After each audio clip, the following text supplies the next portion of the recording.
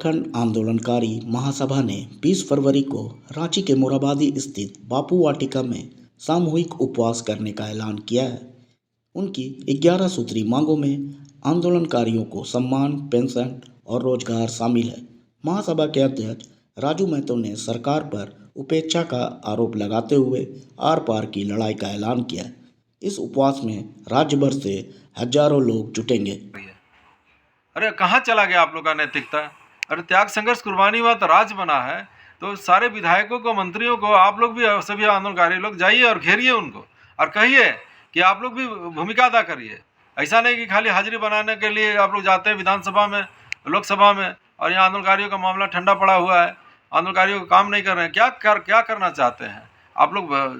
जब जनता आपको चुनकर निर्वाचित करके भेजा है तो आंदोलनकारियों के प्रति भी कुछ फर्ज और दायित्व है, तो उसको भी आप फर्ज अदा करने के लिए उनके पास भी, विधायकों को और सांसदों के पास भी जाइए, मंत्रियों को भी जाइए और कहिए कि आप लोग भी भूमिका अदा करिए। और आंदोलनकारियों का मामला अब 25 साल से लंबित है, कितना दिन लंबित करिए? कितना आंदोलनकारी मर गया और सब कितना दुरावस्था में सब जीवन जी रहा है, तो कम से कम उसके जीते जी जो भी लाभ मिलना है इस तरह की व्यवस्था आप लोग कर दीजिए। अभी पिछला सरकार में हेमंत सोरेन जी भी कहे कि हम लोगों को एक क्षतिज आरक्षण देंगे। अर्जुन मुंडा के समय में कहा था कि प्रत्येक आंदोलनकारी को इलाज के लिए 30,000 रुपया देंगे, संकल्प जारी हो गया था।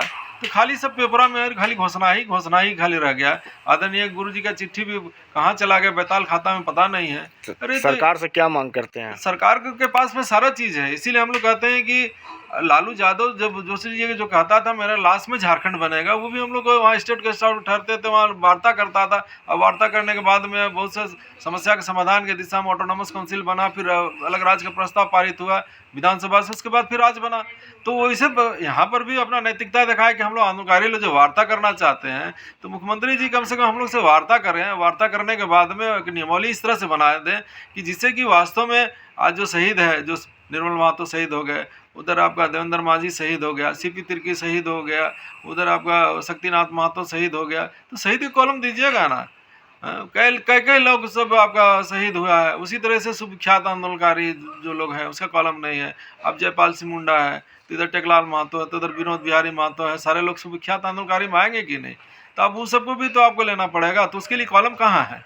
तो इसलिए नियमावली सा बनाइए, बाकी आंदोलनकारियों को भी तय सीमा के अंदर में एक सबका चयन कर दीजिए। और उसको भी सभी आंदोलनकारियों का ये ऐसा मत दिखाइए कि एक राजनेता राज बना दिया, जिस तरह से सब हुआ खड़ा करता है। अरे यहाँ के गरीब गुरुआ, यहाँ के आदिवासी मूलवासी लोग अभी से नहीं, मुगल के रजिस्ट्रियर में झारखंड शब्द का उल्लेख था, चैतन्य महाप्रभु का भजन मंडली में आपका झारखंड शब्द का उल्लेख है।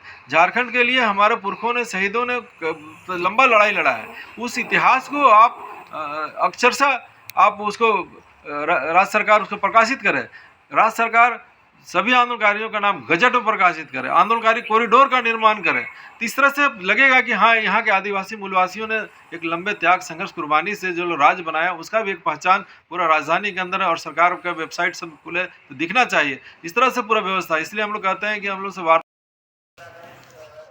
झारखंड अलग राज्य का निर्माण लंबे त्याग संघर्ष और कुर्बानी से हुआ है, और लेकिन राज्य के अंदर में शर्मनाक स्थिति बना है कि राज्य में जो राज्य के निर्माण करने में जिन्होंने त्याग किया, संघर्ष किया, कुर्बानी दिया, जिन्होंने अपने पूरे जीवन लगा करके पूरा इस लड़ाई में अग्रणी भूमिका अदा किया, आज वैसे आंदोलनकारियों के लिए 25 साल में किसी भी सरकार ने जिस तरह से पहल करना चाहिए था, और नियमावली भी जिस तरह से आंदोलनकारियों के चयन से लेकर सम्मान देने, पहचान देने का मामला में जो बनता था, वो सारा चीज़ आज तक नहीं बना है। बहुत ही शर्मनाक स्थिति बना हुआ है।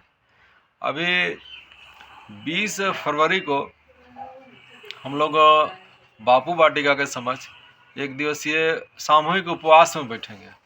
सामूहिक उपवास में इसलिए बैठेंगे कि पिछला बार भी हम लोग कटोरा लेके मुख्यमंत्री के यहाँ गए थे कि देखिए हम लोग कटोरा खाली है, कुछ कटोरा में डालो, लेकिन मुख्यमंत्री जी ने वैसे संज्ञान लिया नहीं। फिर इसलिए हम लोग उपवास में बैठ रहे हैं कि हम लोग के पास सब कुछ है नहीं, तो उपवास में बैठ रहे हैं कि शायद हम लोग के लिए कुछ आप व्यवस्था करिए। और हम लोग बार बार कह रहे थे कि सारे दल के लोग मिल करके आंदोलनकारियों के प्रति एक सहानुभूति रखिए, नैतिकता भी का प्रदर्शन करिए।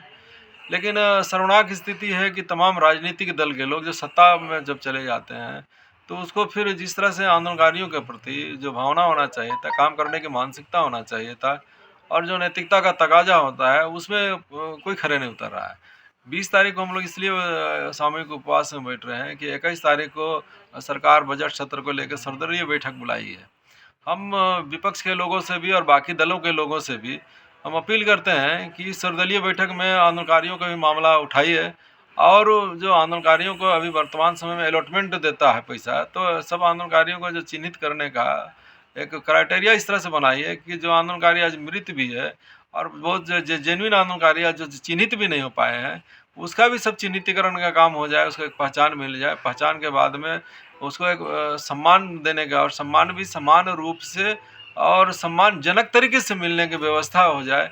और दूसरा, गुरुजी भी, आदरणीय गुरुजी भी 2011 में अर्जुन मुंडा को चिट्ठी लिखे थे कि प्रत्येक आंदोलनकारी को एक पेंशन देना, राशि और दूसरा एक उनका मकान देना, नियोजन देना, इस तरह का गुरुजी का भी एक पहल की चिट्ठी लिखे थे।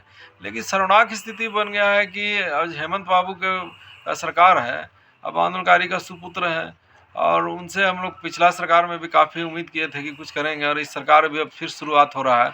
तभी शुरुआत में ही हम लोग सामूहिक उपवास में बैठेंगे। वहाँ गुरुजी का भी, आदरणीय गुरुजी का डेरा भी है और वहाँ महात्मा गांधी बापू वाटिका भी है, तो वही जगह हम लोग सामूहिक सरकार को क्या मैसेज देना चाह रहे हैं आप लोग? सरकार में हम लोग यही चीज़ जानते हैं कि गुरुजी, आदरणीय गुरुजी तो गुरुजी थे, वो सबके लिए प्रिय भी थे और आज भी प्रिय हैं और सबके लिए आदरणीय और सम्मानीय हैं। आज उनके सुपुत्र होने का लाभ मिलता है और हम लोग को भी कहीं ना कहीं वो जो सहानुभूति रहता है तो रहता ही है, वो तो मिटेगा नहीं।